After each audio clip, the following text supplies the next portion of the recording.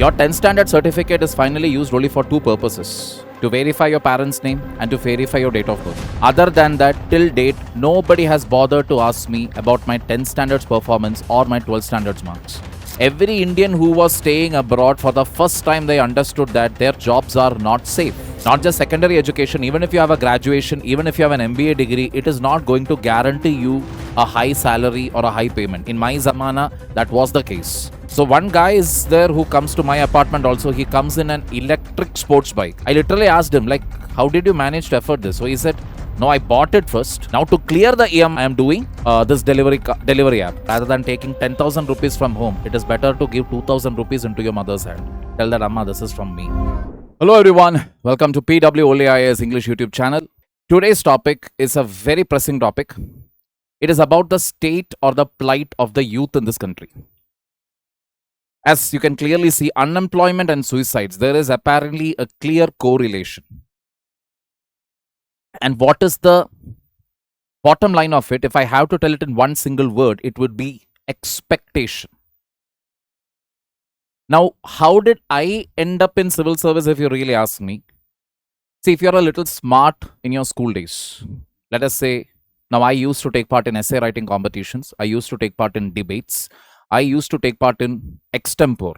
Extempore simply means just 5 minutes you will get to prepare on a topic. 5 minutes.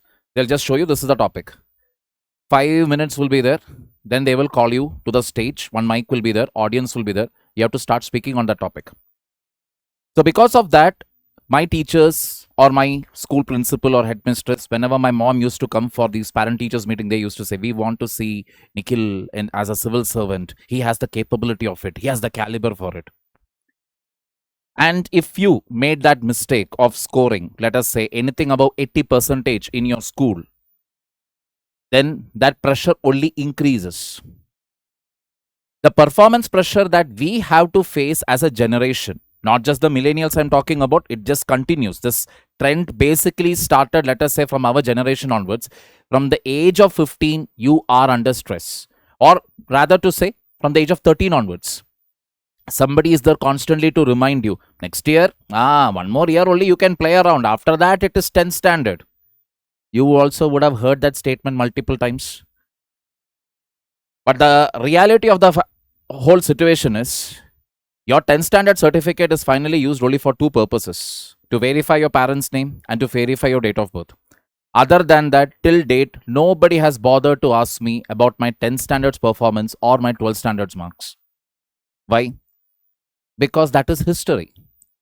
What did you do in your past life? Nobody wants to know and nobody cares. Why should anybody care?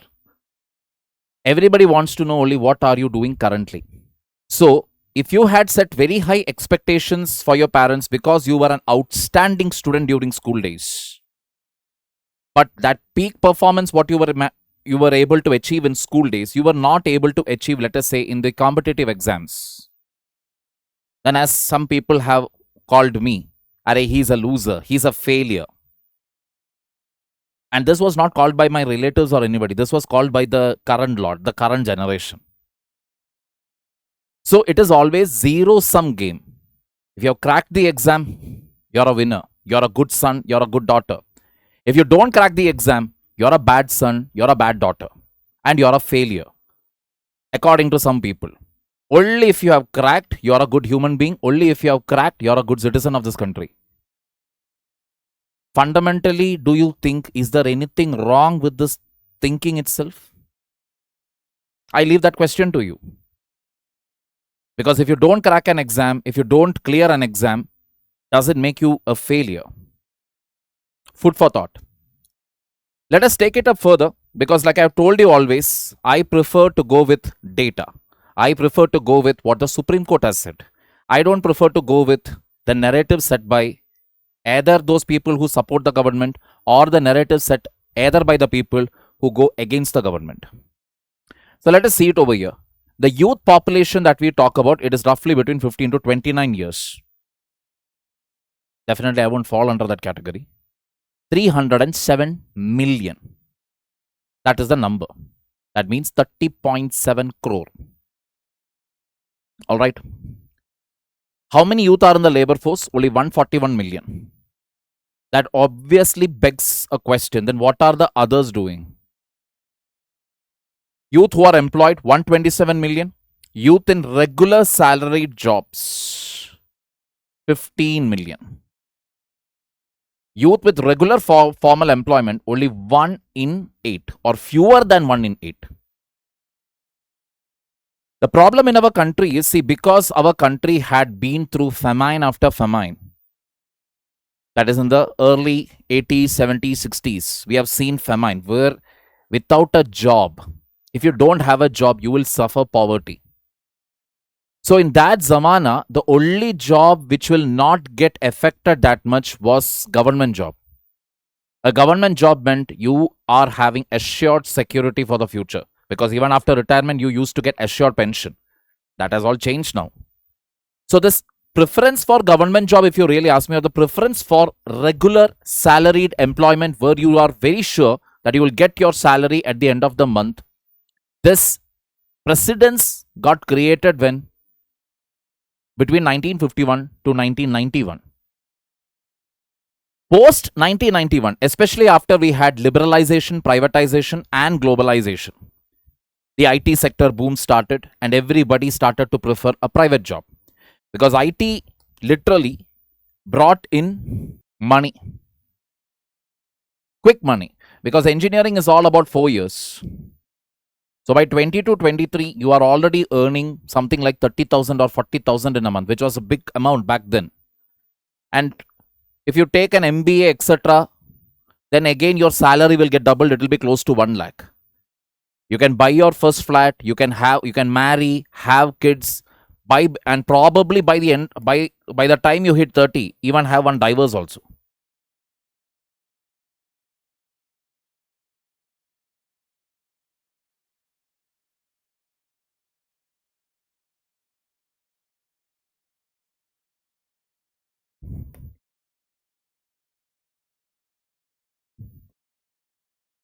Entered the fast life.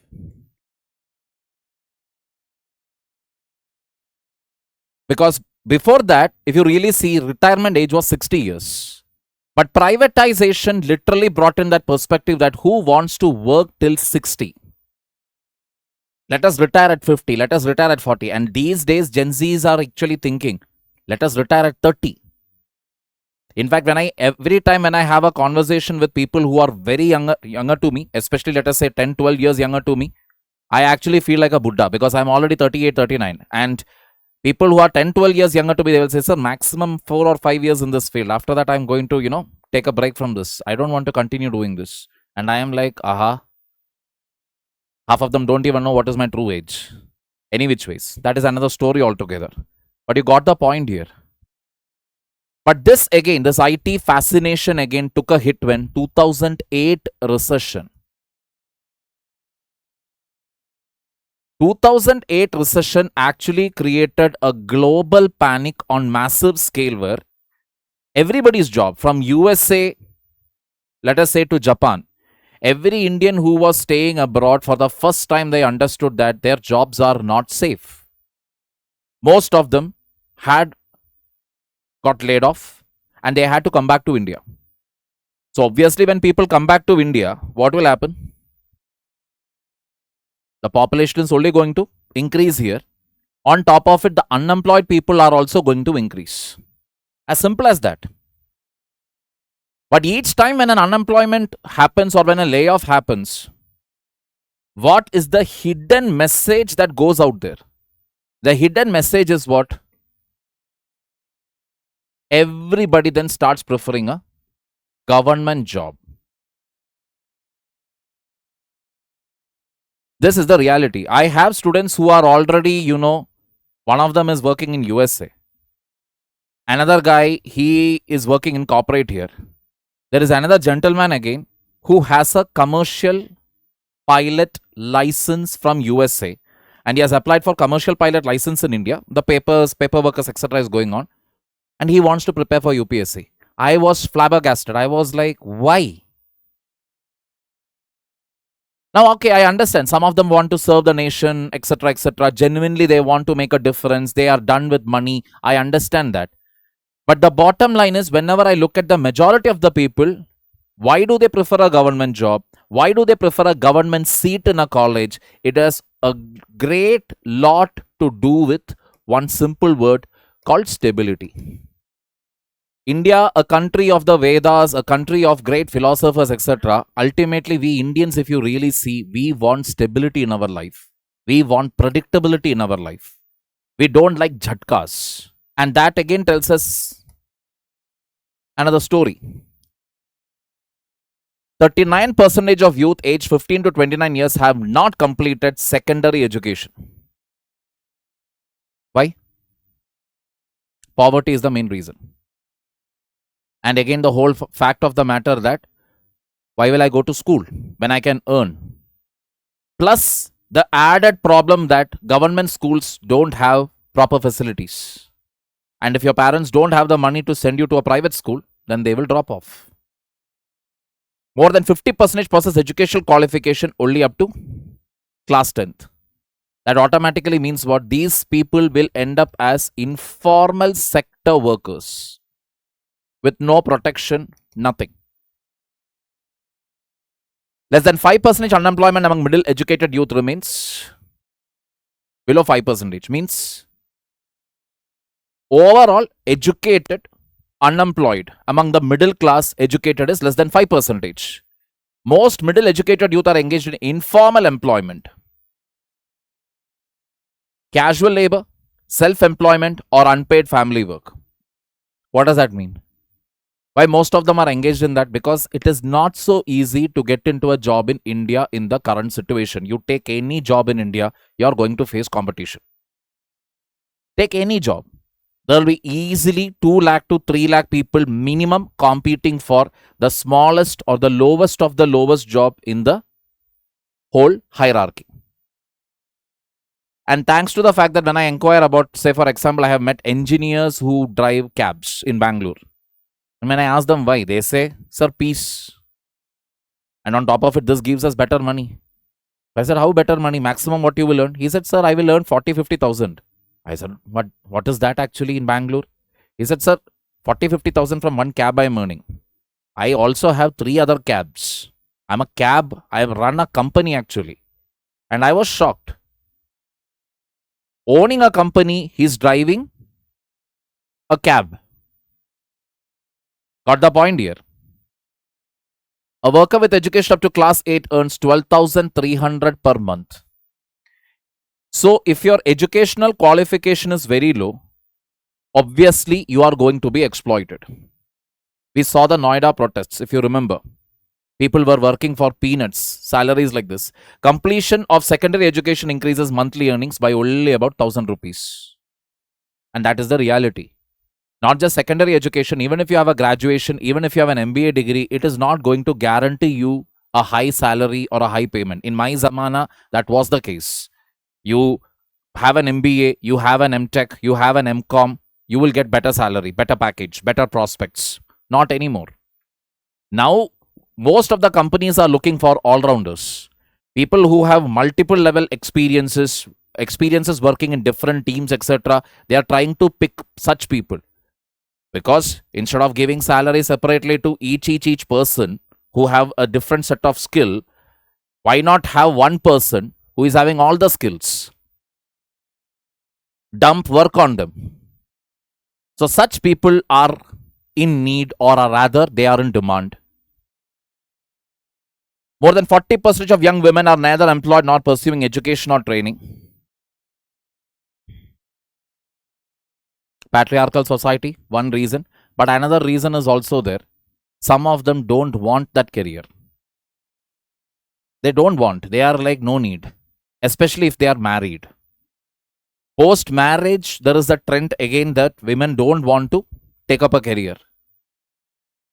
Given a chance, even I would like to tell my wife, I will pay you every month. Why are you going for work, etc.? Because it's not easy. 5 hours to sit in the cab, 9 hours sit in the office, that is 14 hours is gone. Then what time is left? 6 hours for sleep, let us say, then 20 hours is gone. Then that leaves just 4 hours for basic things. Correct? Your day is over. So obviously, many women are therefore what? Are not employed, nor are they pursuing any higher education or training. Fewer than 10% of young men are neither employed nor pursuing education or training. Obviously, because expectation on men are very, very high. Whatever modernism comes, feminism comes, whichever other ism is going to come, man's traditional role has never changed. And that is what? That of a provider, that of a protector. Don't believe me? If a building is on fire, who are the first people to run to the building?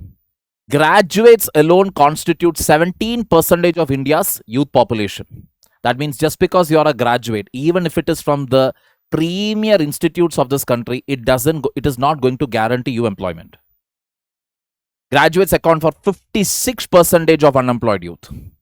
Why? See, the problem here is that because you are a graduate again, you cannot actually do any job which is lower according to the society. Getting the point here? The collective consciousness or the collective nature of Indian society, where every decision that you take has to be approved by the family and the distant relatives. That is one of the major reasons why you have 56% of the unemployed youth being graduates, because they only want a certain level of job. They are not ready to go anything lower than that. Graduate unemployment stands at 22.7%, the highest among all educational groups. Graduate unemployment is more than 3 times the unemployment rate among youth who did not complete school. Getting the point here? That means if you have not completed school, you will have a job in your hand. But if you have completed graduation, there is a greater chance that you will be unemployed. How is that? Well, simple. Like I told you, the person who has not completed school, there is no expectation on him or her. Even if they do Badal Barsa Kicholi, they become an Insta influencer. They get their followers, they get brand endorsements, they make money. They are celebrated in their family. So be it from Karnataka, be it from North India, anywhere from India, be it from Kerala, Tamil Nadu, Andhra, Telangana, whichever state you are talking about, I have seen that common trend. Parents then keep quiet. Parents then allow them. Suddenly, I can see these influencers' parents, if you see, the young ones especially. They are perfectly okay if their daughter is dating. They are perfectly okay if their son is dating. When they are going to purchase a car, etc., you can see the girlfriend and mother is sitting together.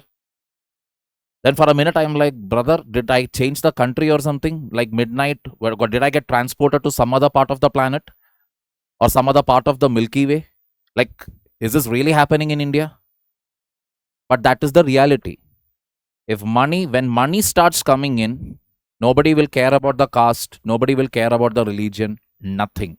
Everything will turn into dust. The kid who was always the underperformer, who was always constantly, the troublemaker in class, now he has made more money than that the parents will ever see in their lifetime. But will a graduate actually go and do it? Is it possible? Graduate will have to think multiple times, right? Because my God, my parents invested so much and now I'm becoming an influencer. I'm not telling that social media influencer is a bad job or a third-rate job or something. Nothing like that. Every job has its dignity. But like I told you, for a graduate, there is performance pressure. Only about 17 out of every 100 graduates obtain regular salaried employment. Look at that. That means 83 of them in that 100 won't get it. Graduates face a clear disadvantage in the job market because all of them have preferences. And in India, if you really see, look at the job market, why there is such a huge unemployment again is, you only want to be a doctor, you only want to be an engineer, you only want to get into a government job. Maybe lawyer, chartered accountant. And that's it. That's pretty much it. Then it's over. The list of jobs are over for graduates. Whereas people who have not completed school, etc., for them, sky is the limit. As long as they earn income, Their parents are happy. Getting the picture here? 22% of the labor force earns more than 15,000 per month. Cheap labor that we call. My sister, who's sometimes warns me, don't call like that, don't say like that, cheap labor. I said, but that is the reality. When people don't have very low expectations, what happens? They are ready to work for any amount of money. Getting the point? That's why we are having Zomato, Swiggy, Insta delivery apps, etc. thriving in our country. Why? Less headache. Even for somebody with a two-wheeler, even if the person wants to buy a two-wheeler, they'll buy the two-wheeler and then they will go for such jobs. Why? Just so that they can pay the EMI. So one guy is there who comes to my apartment also. He comes in an electric sports bike. I literally asked him, like, how did you manage to afford this? So he said, no, I bought it first. Now to clear the EMI, I am doing this delivery app. So I said, are you able to pay the EMI? He said, oh yes, I'm able to pay it. Earnings of India's labor force, 22% earns more than 15,000 per month, whereas 55% of the people actually earns less than 9,000. Got the logic here? If after China there is a place where the labor costs are very, very low, or the labor charges are very, very low, that is India. That means we can easily say something around 77% of the population are hardly surviving. That is why in my classes also I keep telling you, food, clothing, shelter, even after almost close to now what? 79 years of independence, it is still the dream for many people. Less than 10% of the population owns more than 60% of the assets in this country. Absolutely true. 55% of the labor force earns less than 9,000 per month. 30 lakh candidates competed for about 17,700 government vacancies in 2024. 30 lakh. For just 17,000 vacancies. Are you getting the point here? 10% of 30 lakh is what? 3 lakh. And this is what? 17,700. So 0.1% is what? 30,000. Half of that? 0.05.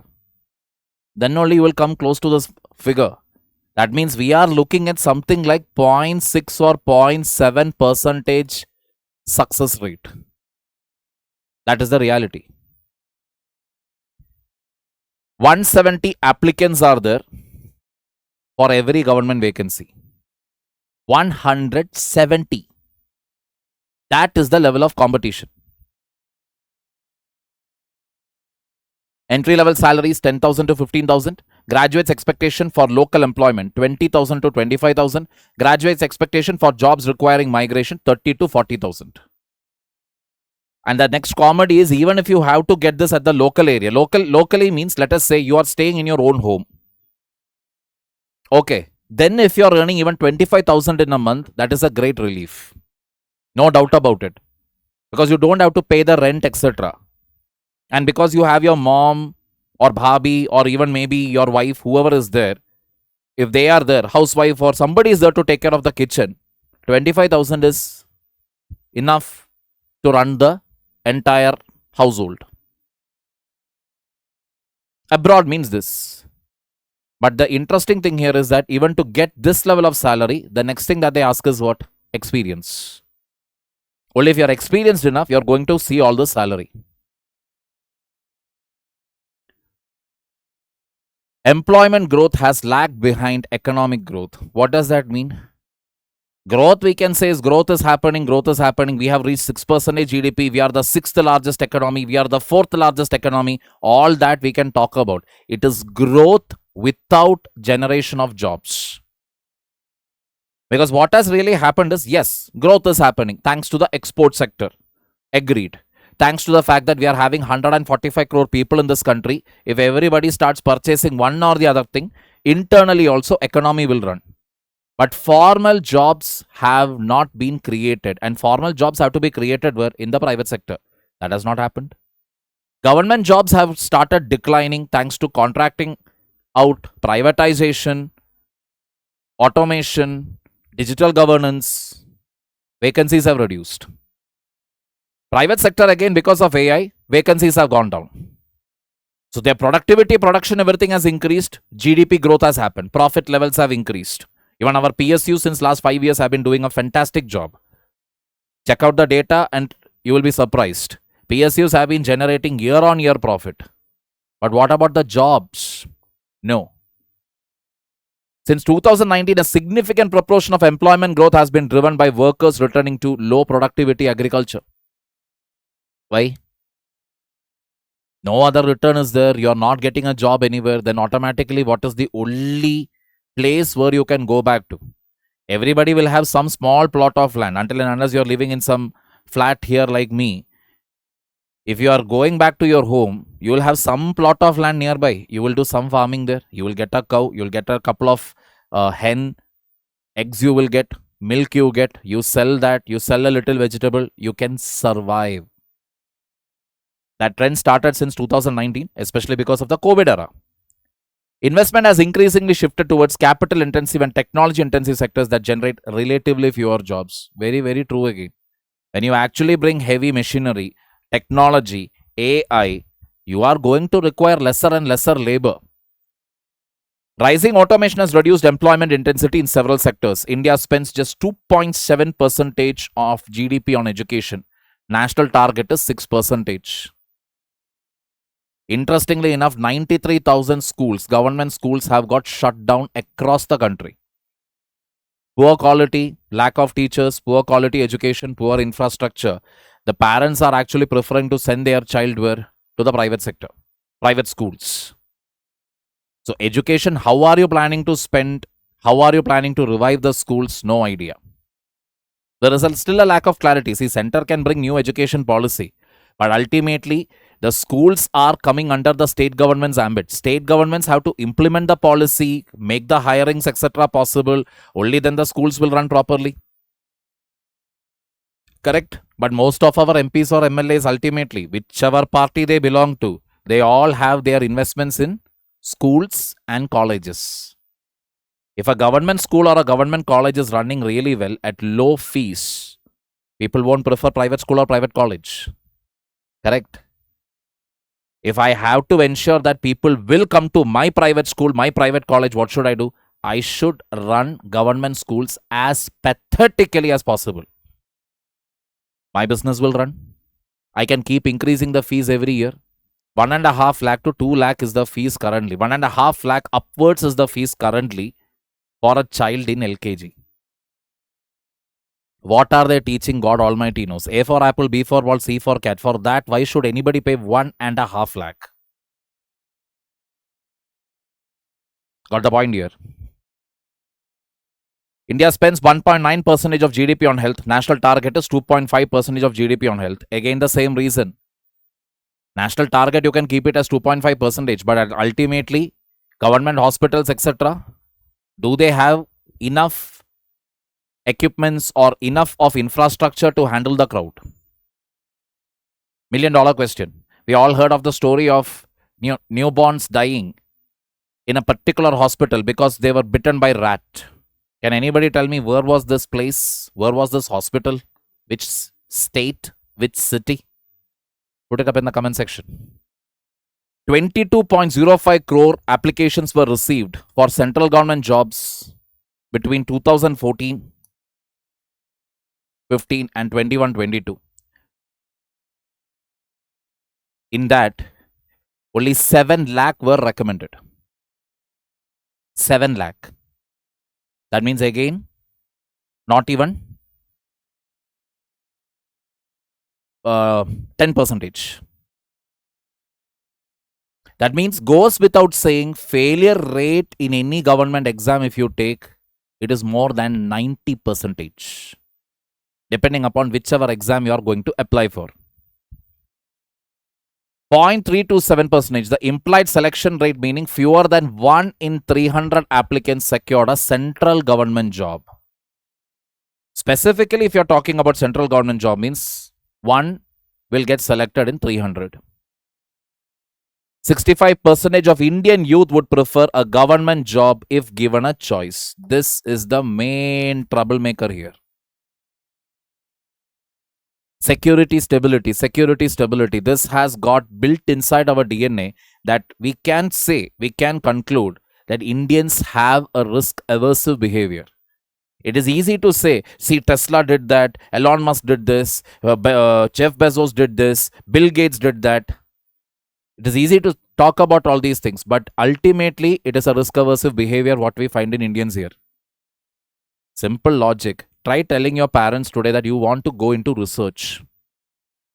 Just go try telling to your parents you want to do post graduation and then trying to do research.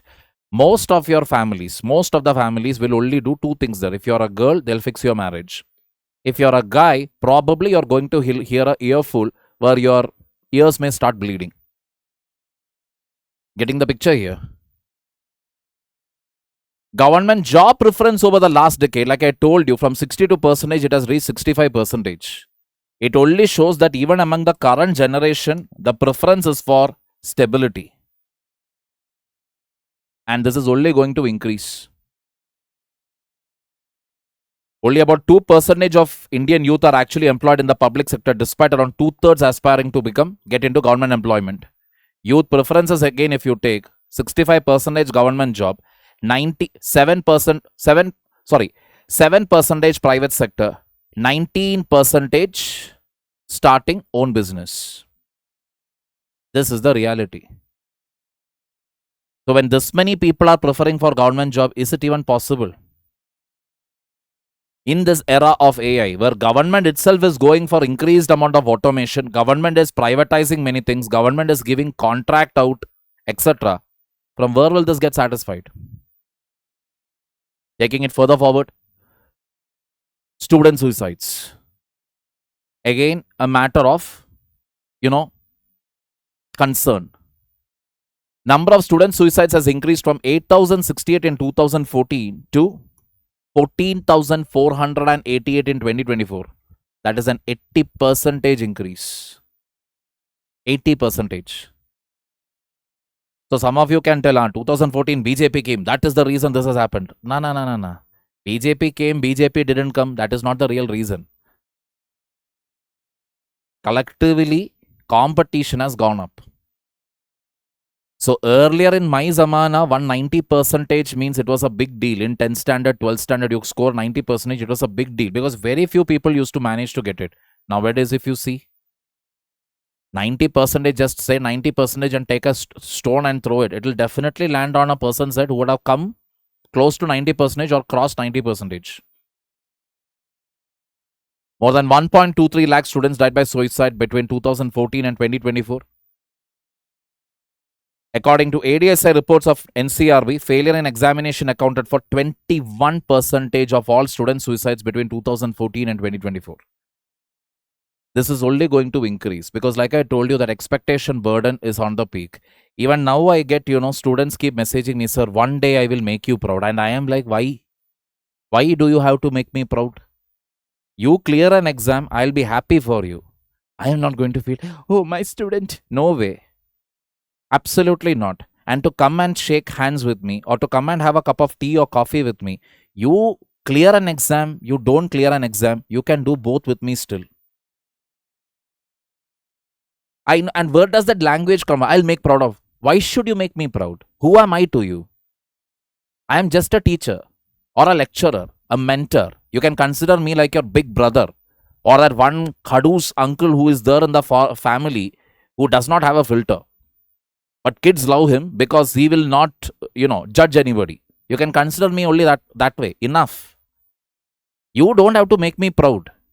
But this whole agenda of I should make my parents proud. I should make my parents proud. My photo also should come in the paper with my parents on left, right and center forward. Everybody is thinking this. You really want to make your parents proud? You get into a job. Some job. You prepare for government exam. I'm not telling you not to prepare. But who has told you that you should stay unemployed and then prepare for a government exam? Why do you want to do that? If you really ask me, when did I feel really proud was when I bought a watch for my dad, which I know he will never buy because it was expensive, an Emporio Armani watch. When I was a marine engineer, $450. I felt proud that time. And my father, again, obviously, fathers from that generation won't express anything, but he had another watch. He stopped wearing it. He will always wear my watch only. Very recently, again, he did not tell me that the watch, obviously, Armani and all, only name ka Armani. After some time, it will not last. Only Japanese watches really last for a long time. Japanese and Swiss. I never knew. I got another watch for him. I never knew it. I just saw a nice watch. I knew this design he will like. I got it for him. A Seiko watch. Original Japan. And again, I can see him wearing that wherever he goes. Proud moment. So I didn't clear government exam, or I couldn't clear Kerala Administrative Service, or I couldn't, my Kerala Administrative Service results didn't work out in my favor. We had to go for a case, etc. So does that mean, oh, I'm a failure, I should die now? Should I go and kill myself? What nonsense it would be. Financial independence, people, please understand that again and again. If you are preparing for NEET also, NEET drop you took, fine. What is stopping you from taking tuitions for the students in the local area? Start taking it. More than 2,000 students died by suicide every year due to examination failure, except in 2021. Obviously, Corona year. More than 25,000 students died by suicide due to examination failure between 2014 and 24. 55% of examination-related student suicides involved individuals below 18 years of age. 42% age between 18 to 30 years. It is no surprise that these numbers will definitely contain all those people who are prepared for NEET, IIT JEE, UPSC, SSC. Academic stress, family problems, mental health issues, financial distress, interpersonal conflicts. Obviously, now we got to know a very bizarre news from the state of Karnataka, which was more than 7,000 cases of HIV were reported. Therefore, they are doing an entire screening across all the colleges. That 7,000 cases did not come from some old age people and all. It came from the Gen Z. People who are into Bumble, Tinder, speed dating, situationship, whatever you want to call it these days. So, these are some of the reasons. But yes, academic stress is linked to what? Family problems. That is again related to what? Mental health issues, which is again related to financial distress. This you keep it aside. But these four are interconnected. Got the point here? Moving on. So, bottom line is what? Bottom line is you should actually prefer to start earning at a young age. You're preparing for any government exam doesn't mean that you shouldn't be financially independent. And once you start becoming financially independent, you will learn to control your finances, control your expense, splurge on yourself, buy the good stuff, keep your own savings, give money into your parents' hand. I've told this in one of my earlier videos. Rather than taking 10,000 rupees from home, it is better to give 2,000 rupees into your mother's hand. Tell that, Amma, this is from me. Keep it. She may say, no, why, you keep it. You say, no, you keep it with you. This is from me. For my happiness, I'm giving it to you. She will take it, but later she will have a small smile on her face. Night, probably she will tell it to her husband, that is your father. You know, he gave 2,000 rupees today. The father will probably not say anything. He will just give a nod. He will also slightly feel, okay. He or she has become a little more responsible. Let us be responsible. Let us be financially independent. Exam aayega, exam jayega. We will remain here as it is. God bless. Take care. Jai Hind.